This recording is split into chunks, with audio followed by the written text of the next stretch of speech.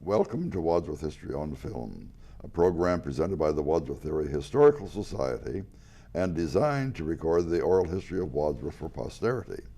I'm Caesar Carino, your host, who has a very bad cold, but unfortunately we have to continue with this series in order to get them finished by the 15th of March 2015 so that the people in 2064 will know what we did for our bicentennial. We have two very special guests today, and the most special of all would be the person who is at my immediate left, and to say nothing less of the person to her immediate left. But the reason we are going to say our special guest is at my immediate left today is that she was with our bicentennial almost every minute of the day, and we went from 6 o'clock in the morning some days until midnight, and she was always there taking pictures. And the person is Emily. Hello. And Emily, tell us a little bit about yourself and tell us a little bit about your names. I know you have two names, Emily Cunning-Dean. Mm-hmm. And tell us how those names got there, and tell us a little bit who you are, where you were from, and so forth.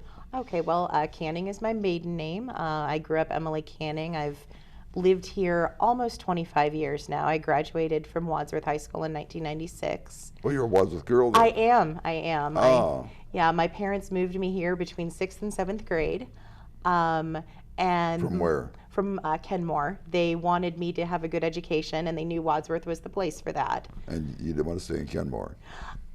They didn't want me to. At the time, I suppose I was a little resistant, but now I realize it's the best thing they could have done for me, actually, and I'm very glad we moved here. My husband is, his line goes all the way back to the Razors, so his family's been here forever. Eric Dean, that's where I get the second part of my last name. And both of us love the community and decided to make our home here. We bought a house here. Is he also a Wadsworth boy? He is, yes. He was born and raised here. And which Dean family does he belong to? He does not belong. I asked if he belonged to the Daniel Dean family, if there was any line. That's what I was going to ask. It appears not. It appears there is no relation there. They seem to come from Lorain County at some point. And the reason we talked about Daniel Dean is that Daniel Dean is one of the first two people who came here in 1814. That's correct. Mm-hmm. And tell us a little bit about when were you married, where you live now, and so forth. We married in 2002, and at that time we got an apartment on West Street.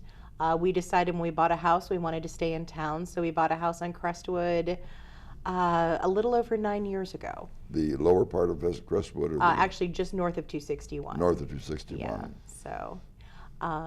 so we did that, and then I graduated from the University of Akron with a bachelor's degree in English. Started working for a weekly newspaper in Bedford, covered Bedford and Twinsburg for a while, and then 2 years ago I took the job at the Post. And we're so glad that you did. I'm very glad I did too. Where did you go to school? You went to the University of Akron. Mm-hmm. Did you got a master's degree there, a doctor's, or a bachelor's degree? Bachelor's degree. Yeah, in English. In English. I was kind of leaning towards journalism, but I wasn't sure, so I thought I would go with kind of that broad liberal arts degree. Mm-hmm. You know, something like that can take you a lot of places. But I really love what I do now, so I want to stick with that. Well, we're glad you love what you do because you do it so well. Oh, well, thank you. That's one of the things that I probably attended almost every function since I was the embodiment of, as it were, of General Elijah General Elijah Wadsworth in uniform, and I never turned around unless you were right there. Well, we're going to come back to you and ask you some questions about some of the pictures you took and so forth. But Mike Reynolds is also with the Post, and he is one of the persons who keeps the Post alive because he sells all the Post newspapers, or shall we say you sell the advertising for all the Post newspapers, and they have to have advertising because the Post is free. To everybody. Now, I thought that you had only about 40 or 50,000 subscribers, but you say you have over 100. It's roughly 104,000. 104,000. Mm-hmm. Wow, that's a big chunk of newspapers. And all of us is done where, Mike? Our offices are actually in Medina, Ohio, off of Normandy Drive. It used to be in Rittman, right? Used to be in Rittman originally. I moved, I'm not sure exactly what year, quite a few years back, to Medina to centralize everything for us off of Normandy Drive. And what was it called when it was in Rittman? It was the Trading Post. And what is it called now? It is the Post newspapers now. And we actually have 9 separate local editions, you know, running from Norton. We have Northern Wayne edition, the Wadsworth Post you're obviously familiar with, a Southern Medina and Eastern Medina, Medina Post, a Brunswick Post, a North Royalton Post, and a Brunswick Post. And a Strongsville, I'm sorry, I think I mentioned Brunswick twice there. It has taken over like a storm. And we have good reporters. We have excellent reporters. And when I say excellent reporters, I say that they're excellent because they're very accurate. One of the things that always bothers me, if I'm ever quoted, I want to be quoted what I said, not what the person thought that I said. Sure. And as you, Emily, I'm sure, I'm a stickler on grammar, and nothing irritates me more than to be misquoted, unless it's being misquoted with a grammatical error in it. And that has happened. That has happened. As a matter of fact, as you will probably remember from your English days, that if the pronoun precedes a gerund, that has to be in the possessive form, right? Oh, absolutely. Well, the newspaper people typically will not put the possessive form there, and that is very irritating. Now, compared to world problems, it's not the biggest problem in the world, but it's a big problem to me. Mike, tell us a little bit about what you have to do in Wadsworth for advertising, since many of the stores in Wadsworth no longer are viable because of the big box stores and so forth. And I don't think the big box stores advertise you terribly much, do they?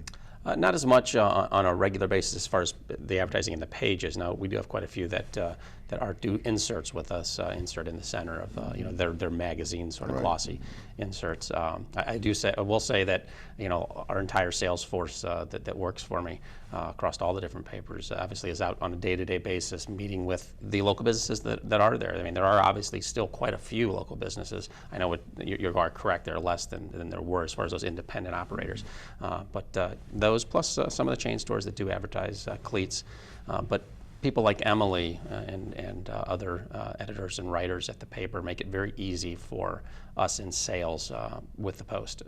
To be honest, when we go into almost any business, whether they advertise with us or not, the comment is almost universally, I love the Post. I read the Post. And it makes it, from our standpoint, very nice to be able to walk in and have a very pleasant conversation with the businesses. How many fewer businesses are there now than when you first started?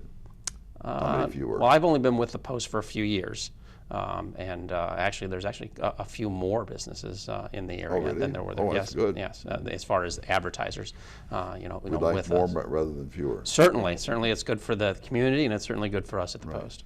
And we're going to be talking about your involvement with the 200th anniversary here in a couple of seconds, but we need to identify what the Post is, what it does, and so forth. Tell us what kinds of things the Post does, because 50 years from now, people will not know, number one. Number two, 50 years from now, the Post may not be here.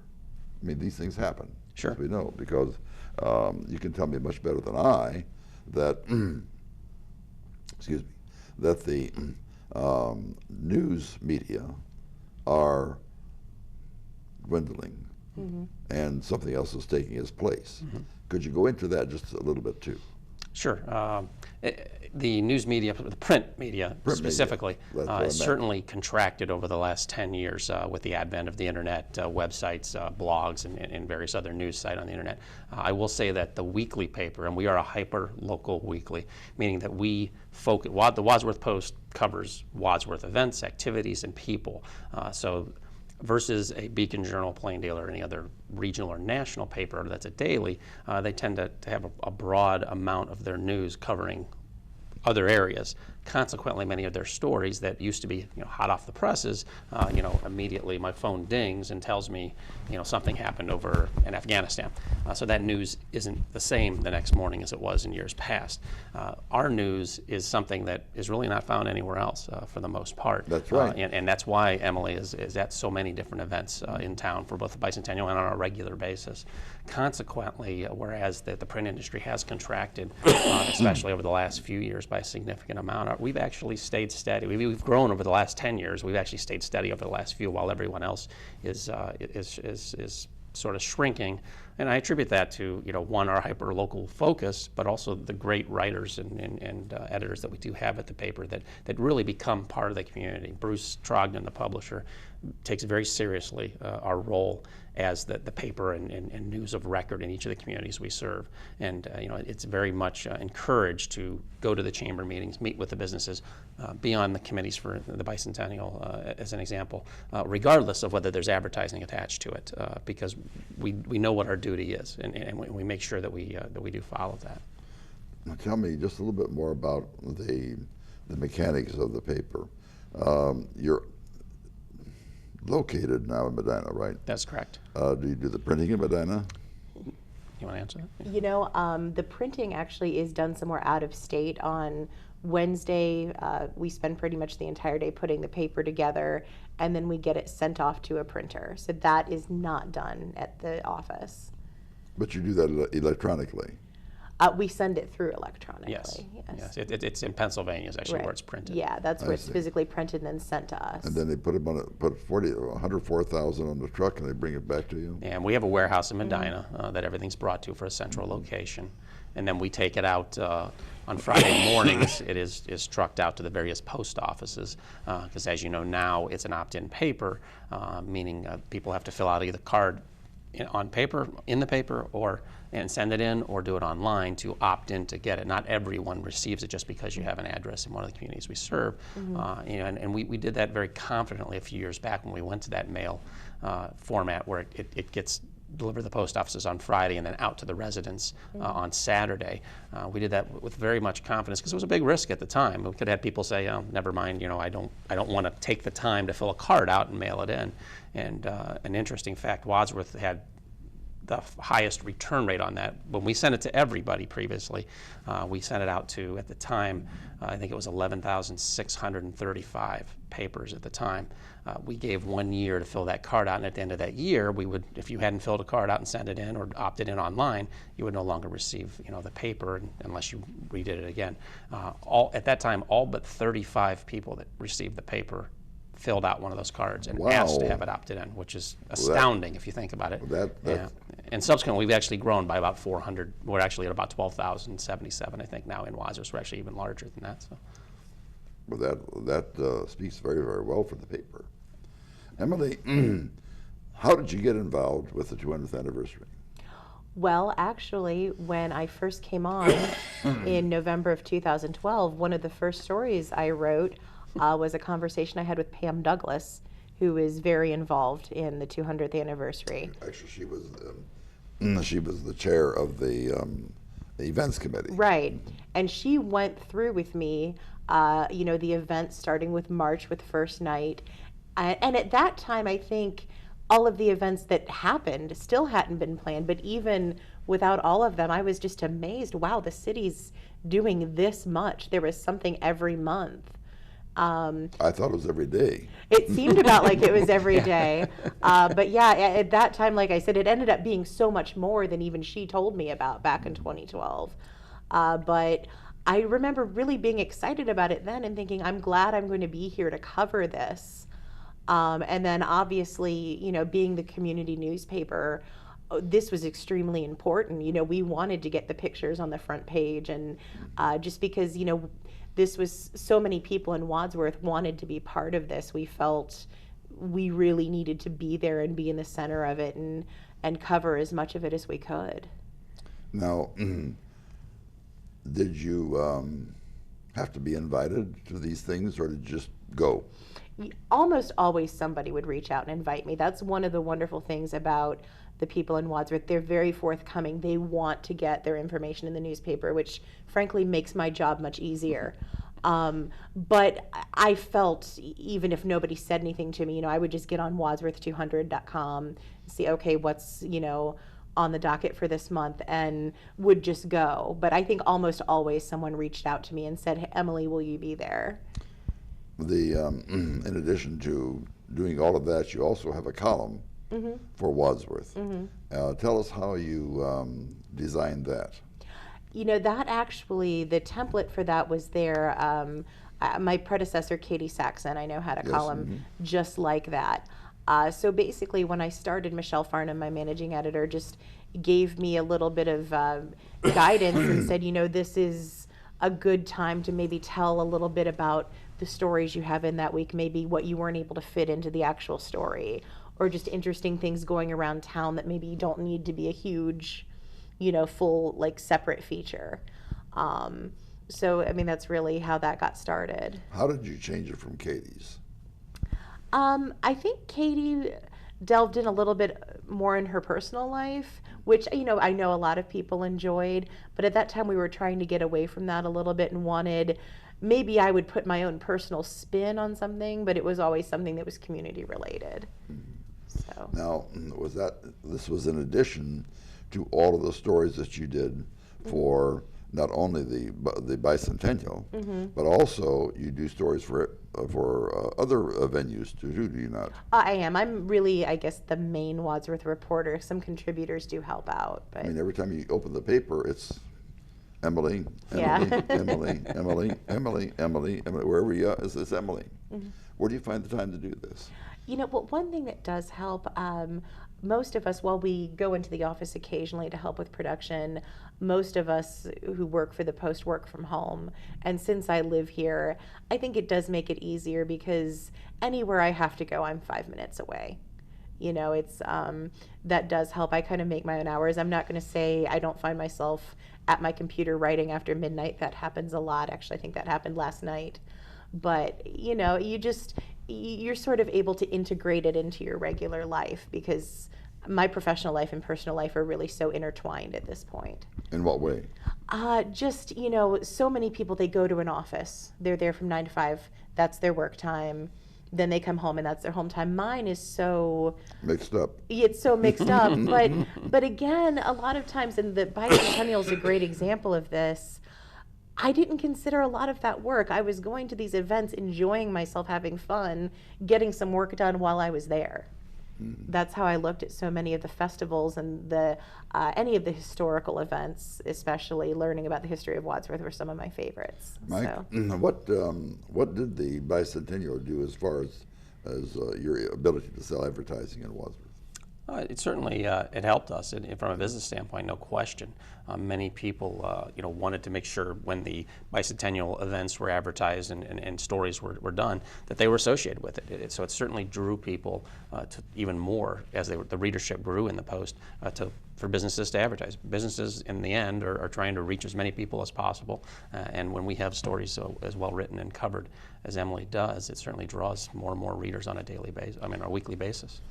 I must say, Caesar, too, that when you said about Emily, being everywhere all the time, I can honestly say if I went to an event this year, if I did not see Emily, yourself, or Tom Stugmeyer, I would have been shocked. And usually it was two of the three, or three of the three of you. Well, I guess it's time for me to offer my confession. If I would go to a function and would not see Emily there, I would look for her because I knew she would be there somewhere, and usually you are. Now that happened to me when we had our Founders Day. There were scads of people all over the place, and we had this stage up there, and we had all of the people on the stage, and people were running around and so forth, and I didn't see Emily. And I said, I had one of the most important functions, and Emily's not here. Well, I looked down from the stage, and there was Emily in the middle of the crowd with her camera, and she must have taken already 300 pictures. And the next thing I know, the picture of me went on the front page of the Post. And I'm not 100% positive that it was the most flattering picture of me. But you did what you could with what you had. There. Emily, I have another question about your column. How do you start it out? And when you tell me the answer, I want to tell you something that you probably do not have not really internalized. What is the first sentence in your column? The first sentence, you know, so often I think it's "Hello, Wadsworth." Hello, Wadsworth. Yes. You know that really resonates very well. The reason for that is that many years ago we had the Wadsworth News banner here. The Banner Press was first, then the Wadsworth News. We had two of them. Then they combined and became the Wadsworth News banner. And across the masthead, that's what you call the top thing, isn't it? It said, "The only paper in the whole wide world that cares anything about Wadsworth." Do you know that the people of Wadsworth read that every single time, and they really internalized it?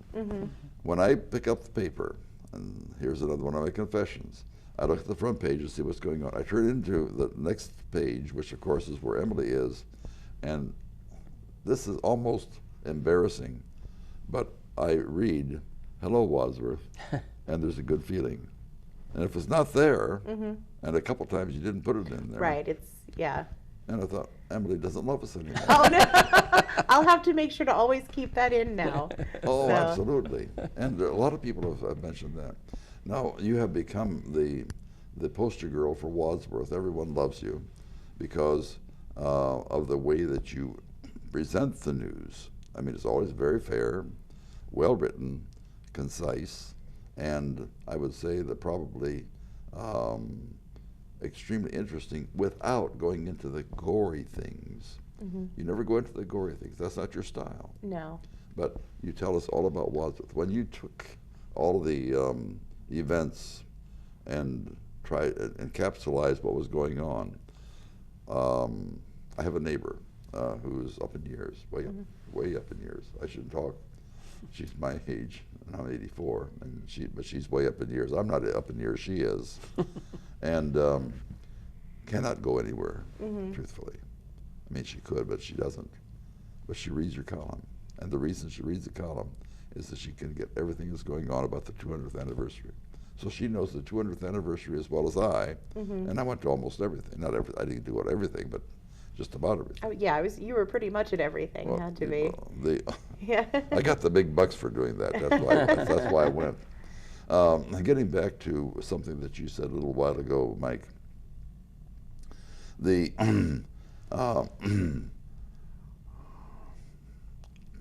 200th anniversary happens only once in your lifetime, happens only once in my lifetime, and so forth.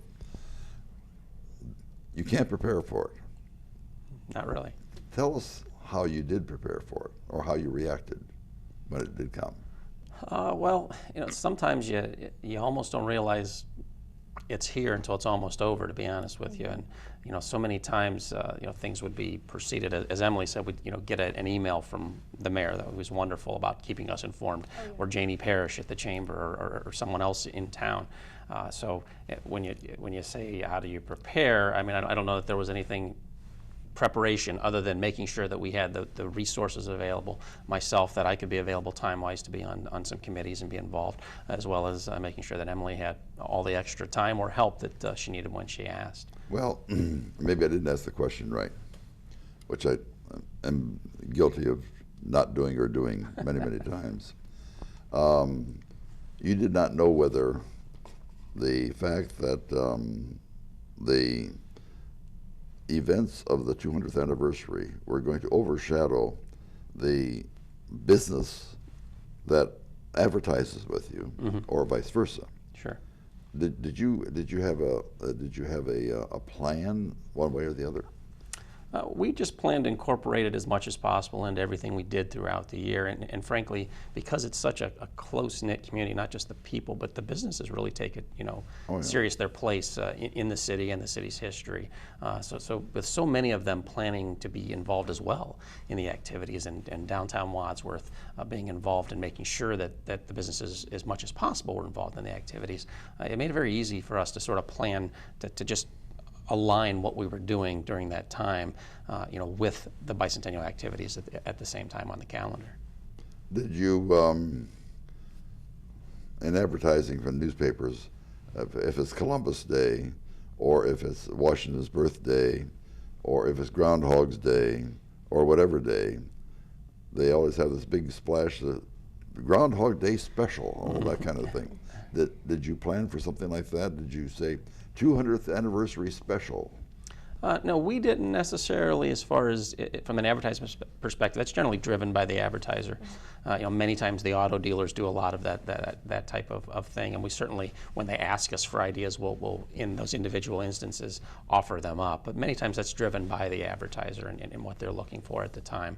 We certainly try to coordinate an advertiser that has an ad that's very specific to a holiday, with an article maybe that Emily wrote about something also that correlates with the holiday. So we certainly do that, but it's generally during the moment. So much of the paper and the way things are done tends to be on the fly, because it changes so quick. Emily may have a plan to cover this at this time, and all of a sudden something else happens, it gets changed, and that's why her schedule is, like you said, 6 a.m. sometimes till 9 p.m. Because she has to be flexible. Or midnight. Or midnight, or whenever it is. In this business, you have to be flexible to what the events of the time are. What about, now this might be delving into your professional secrets, but did you have any plans for orienting the businesses toward advertising a certain special day for the 200th? Certainly, and we always do. Throughout the year, we have certain special issues. Whether it's the Spring Home Improvement Guide, which is going on now, the Blue Tip is generally our biggest one for the Wadsworth Post, and that was certainly centered around it being the bicentennial. It was certainly presented to advertisers as a key way to put their name and be associated with some of the events that were going on during that time, and certainly that does help us when we have those. How about delving into some of your secrets? Some things happen and everyone knows about them. Right. Some things happen and no one knows about them. But Emily writes about them. How do you find them? I think just building a good amount of contacts over the last 2 years. I have a lot of people who will come to me and just say, whether it's through an email or a phone call, Emily, do you know this is going on? I've been, and like I said, again, I'm very fortunate because people in this town are very forthcoming. I've worked in other communities where they want to keep things hush-hush. They don't want the local media to know. Here, it's so different. I think Wadsworth has a lot to be proud of, and because of that, they want to shout it from the rooftops. So of course they want the local media to know. There are some people in Wadsworth who probably fit that one description where they don't want anything in the newspapers about anything. But when I was mayor, I always took the attitude that I want to talk with a newspaper reporter, give that person as much information as absolutely possible, because that's the information I want to go out. Right. And if I don't, some reporters will make it up. I mean, not necessarily make lies up, but they will print only part of it, and maybe that won't be enough to cover the entire gamut. So I think it's wise for our people to be very closely aligned with the newspaper people. I've always tried to make friends of them, of theirs, not for any special consideration, but just so that they know that there's a human being who wants another human being to write the story as it actually is. Oh, absolutely. That's right. Getting back to you again, and we're going to go back and forth here. I keep on thinking as I talk to you, then I think of a question that Mike obviously can answer much better because of his background. Are you the only one who does the advertising for Wadsworth, or do you have other people? We have other people, and we have basically a 9-person sales force that goes across the 9 papers. Now, certainly people are geographically centered to a point, but we have Craig Stauffer, who's in Wadsworth sometimes, Diane Chafee, who's a Wadsworth resident, also here, that has clients. David Helmick, who's a recent graduate at the University of Akron, has started in sales. He's taking quite a few of the day-to-day roles over as far as meeting with local advertisers as I become the general sales manager over the sales force. And then Jerry Abney, who I know you said you had in class a number of years ago. I was his principal. Yes, Jerry 60 years ago. Okay, well, Jerry has clients as well in Wadsworth. So we tend to work, as much as possible together as a team, and you're never going to have those sort of hard lines where this is the Norton border and the Wadsworth border, so you don't cross it. You're going to have people that for purposes of coverage and certainly personalities, some people are better with certain people, and certain ones are better with others. That's true too. The same question for you. Are there other reporters? Again, it's kind of a situation among the 9 editions.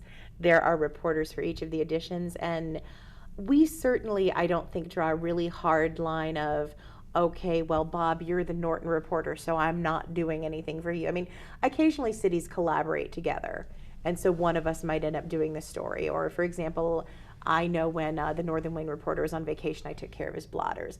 But largely, we do each focus on our own community, simply because I think, I know the Wadsworth people. They're familiar with me, they're comfortable talking to me, I'm comfortable walking up and asking them a question. And I think that's why they tend to assign one reporter to each community. You get to know them, you develop a rapport. The reason I asked that question is that a few years ago I was helping a school down in Doylestown. And I don't know whether it was a coincidence or not, but the Doylestown, which is part of Wayne County. Right, that's part of our Northern Wayne edition. Northern Wayne edition would carry stories about Wadsworth. Right. Now, why was that? Well, Northern Wayne is a smaller edition, and sometimes, when you think about it, people in Doylestown, they come to Wadsworth for a lot because it's a bigger community. They probably shop here. They probably eat here in our restaurants. And so because of that, I think Doylestown, Rittman, I think there's a little bit of thought of, they do care a little bit what's going on in Wadsworth because that's maybe the larger community they go to for, a lot of their day-to-day. In other words, you don't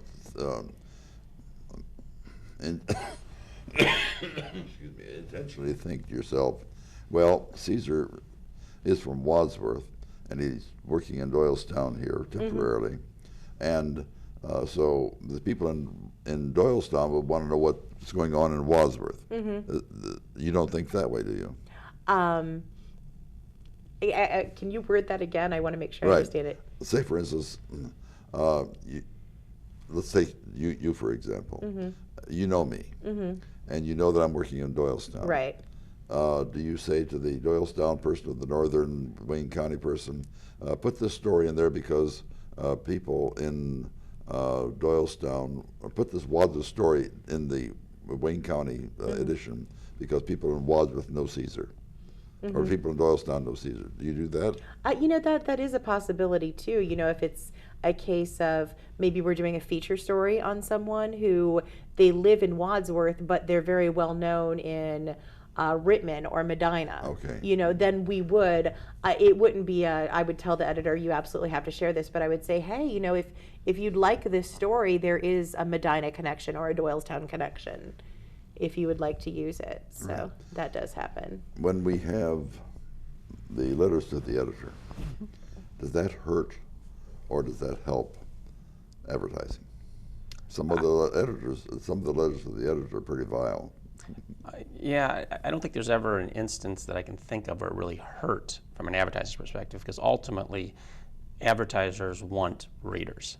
And the more eyeballs on the paper, the more potential viewers and potential customers for those businesses. In that way, it always helps. Yeah, many times it's something that may seem controversial does, in a way, help readership. And it then generates, obviously, the next week, considerably more writers writing in rebutting that, and you certainly see that during the political season much more than. Oh, yeah, you see a lot of back and forth. Yeah. But we're open to all viewpoints, and we again we consider ourselves sort of stewards of the news in the area, and we don't take a position on a lot of those type of things unless it's something that would be offensive to somebody. Then obviously we do. Does the when you write your stories about Wadsworth, let's take the ones that you wrote about the teas in Wadsworth. Okay. You know, we had 7 or 8 teas, and you wrote about every single one of them. And this is something that really is difficult for me to understand, since I'm not a newspaper reporter. How do you say that the first tea that you went to was the best you ever saw, the second one is the best you ever saw, and the third one the best you ever saw, and so forth? How do you do that? How do I keep it fresh, I guess you're saying? Well, not really, but to make sure that you don't make one tea more auspicious than the next tea. I think what I try to do is, obviously I'll refer back to my old stories, kind of maybe make sure I'm keeping them on an even keel somewhat, but still try to draw that unique thing out of each one. Because that's the thing. While each of them were wonderful equally in their own way, each of them had a unique style, whether it was the host, family that was hosting the tea or the entertainment that day, things like that. So, yeah, I mean, again, I do try to keep it even, but I want to try to tell the unique story of each event. Tell us some of the unique stories that you were able to write about some of the teas. Oh, goodness. Well, I'm trying to think. I'll start you out. Okay. The Women of Wadsworth. Oh, the Women of Wadsworth event. That was the one that they held in May at the Galaxy. That's the one you're talking about. That I thought was one of the most fantastic events. I loved hearing about Myra Johnson, Nellie Harder, really being able to relate to the fact that the newspaper editor back then was a woman at a time when that was probably pretty rare. Rare? Yeah, or unheard of. So, rare. Wow. Yeah. I don't think there was anything like it in the United States. Well, that's an exaggeration, but she was unique. Oh, absolutely. And learning her story fascinated me, hearing about Myra Johnson and just the character that she was. And then just what some of the other women did, as far as the woman who was the first, I guess you would call it superintendent of the hospital, the superintendent of nursing. But that was probably, if you can narrow it down, because there's so much I love, that was one of my favorite events to cover, I have to admit. I knew Myra Johnson personally, Dr. Myra Johnson. As a matter of fact, her father helped to deliver me. Oh, okay. At my home during a snowstorm. Oh, wow. At 2 o'clock in the morning. And when I would go to his office for medical assistance and so forth, and she was there scared to death of her. She was a teenager at the time, but I was scared to death of her because she was a tough woman, but she had a heart of gold, just a heart of gold. There are several stories that I know about her. As a matter of fact, I put one of them in one of my books because it was so, well, I guess, as far as I was concerned, funny. She was like a very stern woman, and no one ever violated her sternness. Let's put it that way. That's the nicest way I can put it. Okay. What I'm really thinking of is you were afraid to cross her. She was tough, and she was. I was helping the person who was running for mayor. This is way back, maybe 50 years ago or so, in the 60s. And there are not too many Democrats in Wadsworth, so we didn't have too much of a leg up on anybody around here. And I suggested to John J.D. Henson, who was running for mayor, that since he was from Kentucky and had a mule farm, that we should get a mule, or rather a donkey, because that would be the animal which is a symbol of the Democratic Party, and walk him up and down the streets in Wadsworth on a Saturday afternoon when the stores were still open on Saturday afternoon. And we did. and it drew a tremendous amount of attention. We walked into the stores and around the stores and so forth, and people stopped their cars and watched and so forth.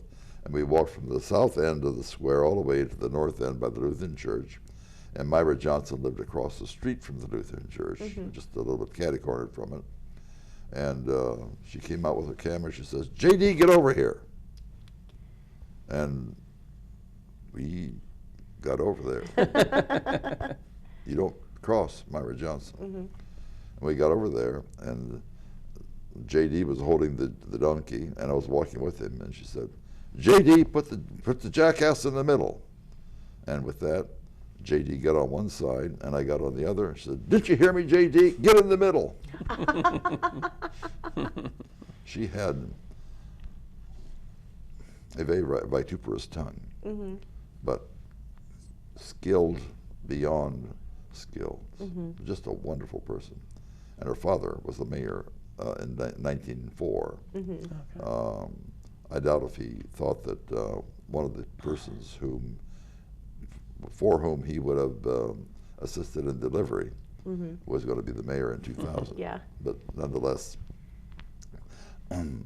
the stories that you tell, that you told about the Bicentennial, the teas particularly, how did let me put it this way: the teas were of a high level sophistication. Oh, absolutely. Now, Wadsworth people typically do not evolve into that kind of sophistication. We are much more, I like your thought that they're just a group of good family members put together and so forth. How did you feel when you saw all of the auspiciousness of these? I have to admit there were a few times I felt a little out of place, maybe even a little underdressed once or twice, but one thing, because they were so impressive, they really took the extra mile to get these together. I mean, they were just so elegant. But I think then when I would interview a couple of the attendees, the one woman said, to think that there was something like this in Wadsworth, Ohio, I feel like I'm having high tea in London. That's what we did. We don't high tea in Wadsworth. Right. We don't high tea in Wadsworth. Yeah, but that made me feel a little better because it's like, okay, I'm on this. I felt like I belonged a little bit more then, because you just see all of that elegance and you're like, oh, I'm wearing jeans. I'm a little concerned right now. So. Well, I think that was a good thing that you didn't wear jeans, because everyone identified you as the person who was doing the work. Right, yeah. And you weren't there to play. You weren't there to eat. You were there to do the work, and you did so very well. How many different events do you think that you were able to do in a day? Bicentennial events? Bicentennial. I want to say there was one day when maybe there were at least 3 or so that actually happened in a day. I do remember one of the teas was the same day, because I think, I don't know if you remember this, a lot of the organizations sort of wanted to get in on the Bicentennial celebration, and I think the airport, kind of did a Bicentennial theme. I remember being at one of the teas and the same day. And then I think maybe there was something else that evening. I'm not sure. But I remember the Masons, kind of got involved. In fact, you were there, I think, giving some historical accounts on that. As a matter of fact, the reason the Masons did that is that I had done some research on General Wadsworth, and found out that he was the Grand Master. I'm not sure that I have the right term there, of all of the Masons in Ohio at one time, and that he did this, and he was head of the Masonic Lodge that was actually not necessarily deposited in Wadsworth, but it was, since he was the Masonic person in charge of all of the Masons, and that some of the people here were Masons, that the 1814 was also then probably the beginning of the Masonic relationship with the community. And I said, we probably ought to commemorate that. Yeah. So they had, was Saturday afternoon, I believe it was. Yeah, it was. And you were there, and we brought out, or they brought out all of the memorabilia from way back when, and I think we had a wonderful time there. And they explained a lot of things that that had happened in Wadsworth. You know, the Masons actually have a building which is now no longer there. Right. They tore it down. Yeah. It was our rec center for a while. Then it was the center for older adults, and now it's torn down. It's a parking lot. And those things happen, and unfortunately, as a matter of fact, John D. Rockefeller's wife, who was Sarah Spellman, was born in Wadsworth, right next to the high school, or rather the central school, and that house is torn down, and there's a parking lot there now. And unfortunately, in 1964, when we celebrated our 175th anniversary, 150th anniversary, I'm sorry, 150th anniversary, John D. Rockefeller's great-grandson wanted to come to see where his great-grandmother was born, and we had to tell him that the house had been torn down, which was not something we wanted to do. Right. We did not want to say that, but we did, and so we thought maybe if he came to Wadsworth, he might help to defray some of the expenses that we had here from for the 150th anniversary. What were some of your really cool, and I'm going to use that word because that's what the kids use now, but your really cool events that you kind of got excited like a little girl again? You know, the Bicentennial Ball, I think, was a big, I mean, that was just, you know, it was toward the end of everything. It was really sort of a chance for everybody involved. And Micah, you and your wife were there. We were. It was just kind of a great time to just get together and have a good time. In fact, if I remember correctly, you told me that night that was your anniversary, and you said it was the perfect opportunity to take your wife out. That's right. So, right. Yeah. Kind of kill two birds with one stone. Exactly. And then the Christmas sing-along, I found that one kind of bittersweet because it was a nice way. It was December 22nd, so we're talking right before Christmas. It was just a really great way, everybody out there singing and having a great time. But then at the same time, as I'm walking away, it's hitting me, oh, well, that's it. It's over now. It's all done. You know, and that, so like I said, that was bittersweet because as enjoyable as that was, it was just kind of, oh, well, that was it. That went very quickly, you know, because it felt like I should have still been in the middle of the Bicentennial instead of at the end of it. At the end of it. I think a lot of us felt that way. I remember they asked me to lead the singing. The community choir was there, and under the direction of Linda McNamara, and Brenda Baldwin Adley was the pianist, and she played the entire thing without a note of music, and she's a phenomenal pianist. And they asked me to lead the singing. I didn't have a cold that night. Right. I didn't have a cold, so I could sing out. And when it was all over with, we stopped to a silent night, and honest to heavens, it was all I could do to lead those 4 verses of the Silent Night. It had gotten to be too much out there in the cold. Well, the emotion of it. Oh, okay. No, the cold didn't bother me at all. Yeah. Because I was dressed, unlike you, who came without your coat. I made a bad choice that day. That was a bad choice. Yes. Emily, that was a bad choice. That was cold that night, and you should have had your coat on. That's my job. My job is to tell people, young girls, to keep their coats on. Mike, you said that you and your wife went to the ball. Do you remember with whom you sat and why you sat in that venue? We sat with Janie Parrish from the Chamber, right, and her husband. We also sat with Emily. I think we also sat with, I'm trying to remember who else was at our table, from Wadsworth Real Estate. Bruce, or rather John Sowers. Yeah, yes, and his wife. Yes, and I can't remember who else. I think that was it. I think that was all. That was all. It was at our table. At your table. Yeah, and that was a wonderful event. I mean, coming in, the atmosphere coming in, the mock-up of the downtown and the Strand marquee that was all done. Plus the photography there that they took of every single person as you came in black and white, and gave it. You know, we obviously still have that. Stephanie Saniga took those. Yes, Stephanie did. Those now were great. The girl, woman now, but the woman who painted the downtown buildings and so forth, was also one of my students. As a matter of fact, I was her principal 60 years ago as well. Okay. Wow. So some of these people are, you know, and she was a sweet girl then, she still is, very, very unassuming. Paulette Petrich Grubb, G-R-U-B-B. In this program, we always spelled people's names so that they get them right. This is my, I'm not a journalist, but you would appreciate this. Oh, absolutely. And also, we, the other thing that we're doing is that we're going to put the designation to all the pictures. There are over 30,000 pictures, and they'll all have a designation at the end. One of the big problems we had here, and I imagine you people probably have that in newspapers as well, is that we have over 1.5 million pictures from way back when, and only 1,000 have the names on it. Right. And that doesn't do us much good because we don't know who these people are. But in 2064, and I hope they really say thank you, we have everything identified.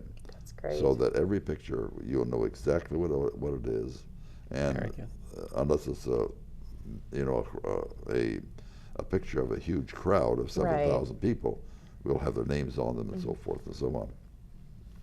What would you recommend if you were, say, for instance, going to go to another community? Let's say Doylestown in that would be 2027. What would you recommend to them to do as far as advertising is concerned, since that's your area? And Emily, what would you tell them to do in terms of getting things so that it can be advertised through the verbal word or the written word? So, Mike, what would you tell them? First thing I would tell them is it's never too early to start preparing. And I think that's one of the things, especially with advertising, that many times people put that off and put off what they're going to do, knowing that, at 2027, that's plenty of years in the future. Next thing you know, it's 2026, and there's no plan in place. Tomorrow. Yeah. So the main thing I would say is prepare ahead of time. Set a plan a few years ahead of time as far as what you want to do and present to the members of the community. Involve as many as possible. Again, I think in Wadsworth that almost happens by nature because of how involved most people tend to be in this community, which is one of the things that drew my wife and I to be here.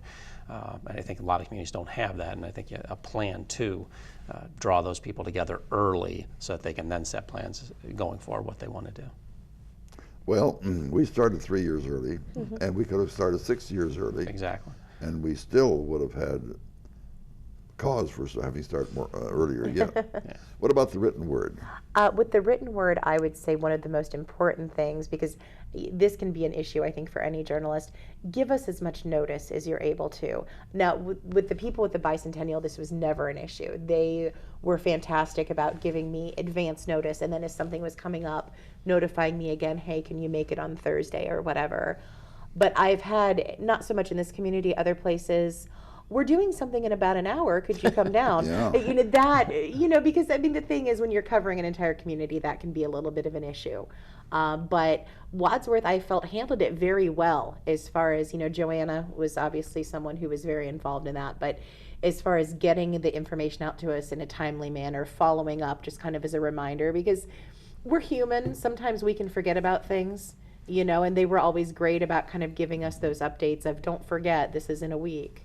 So tell us who Joanna is, remember? Oh, Joanna Perino. I mean, she really covered a lot of the PR and getting the word out here, and she was great. I mean, she would pretty frequently send me an email with a list of the upcoming events, maybe the next 3, and detailing them out for me, which, a lot of times I'd maybe do a mention in my column of, don't forget, these are coming up, and that was very helpful. And I think it helped the community, too, kind of keep them aware of what was coming next. How about telling us what Joanna Perino does for a living? Oh, she is, I'm not sure of her actual title here, but she has been at WCTV for quite some time. 23 years. 23 years, yeah, and she's always been very helpful in so many aspects. And her function for the Bicentennial is what? She basically handled publicity, didn't she? I think she was, publicity chair. Right. So. And did a phenomenal job. Oh, she did. She really did. Matter of fact, she was our memory. I mean, there's so many things going on that we didn't know what to do next. And before you had a chance to say, I wonder what I'm going to be doing next, it would be on your computer saying, this is what you're doing next. Yeah, she was fantastic at moving that along. I was really, really grateful that she was in charge. I knew she would do a phenomenal job. But now that it's all over, I'm finding myself looking for Joanna, thinking to myself, you know, you didn't tell me that I was supposed to go to the doctor's office. Shame on her. You want her as your own assistant now. Right, absolutely. She kept us straight. We have a couple of minutes left. How about telling us a little bit about, since the Post is our newspaper, tell us a little bit about the Post, what you think that the Post is going to be able to do in the future. And I know that you think that you want the Post to be here in 2064, but tell us a little bit about what you think the Post, what the future of the Post is going to be. Well, I do think the future of the Post, as I said, I think we've stayed pretty stable or grown as far as our circulation. Obviously, over time with the technology changes, that could certainly impact us and lead to a situation where the print isn't there in 2064. Actually, fairly soon, we're going to be going through, I wouldn't say a relaunch, but we're actually changing formats to incorporate digital in a much greater fashion, both with apps on the phone, tablet scenarios, so that the print to digital to mobile will be a seamless in transition from the way you read it, the way you interact with it, the way advertisers can have items both in print and on the digital space. So, you know, certainly in some way, shape, or form, I'd like to think the Post will be here in 2064. Again, it'll probably be in a much different fashion. It'll probably be much more of a digital type environment at that time. Although there's still some of us that like the textile feel of holding a paper in our hand. Paper in my hand. Exactly. And I think there's still quite a few people that do. And I don't see that going away anytime soon, although you never know what the future holds. Right. How about you? I would really agree with Mike. I think that the Trogdons are very forward-thinking people, and I think they've always learned how to evolve to, you know, stay current. I think we're going to have that, you know, hold in your hand newspaper for quite a while because you're not alone. There are a lot of people that still enjoy that, but at the same time, we do have stories online. I know there's one councilman in particular that always says, "Oh, I read your story online." I think he reads almost everything on our website. So it's almost like we have two different audiences, and we're really trying to cater to both of them. It could eventually switch over one day where pretty much everybody prefers digital. But I think we'll be able to survive. I think we're pretty adaptable. One last quick question. Spell Trogdon. Trogdon. That is correct. Yeah. First name is? Bruce. And he is the? He is the publisher, and then his son Michael Trogdon is the general manager. Bruce Trogdon is how old? You know, I'm not sure. I'm not sure Bruce's Probably age. 50, 55. I think he's closer to 60. Actually. His son okay. is my age, so Yes. he's got to be Son close to age. 60. How old is his son? My age, so I'm going to say mid-30s. Mid-30s. Yeah, okay, I think he's around my age. And he actually is expecting his first child. Wow, that's as great. well, so. Emily and Mike, we want to thank you for all that you have done for the 200th anniversary and all that you continue to do for Wadsworth. And if my cold were much better, I would shout it from the housetops. So thank you once again. Thank you, Caesar. Can I say one more thing, Caesar? It's gone. No, looks that's like. not. Yeah. It's over. Well, thank very you very good. much for Yes. letting What us were do we gonna this. say? I was just going to say I mentioned.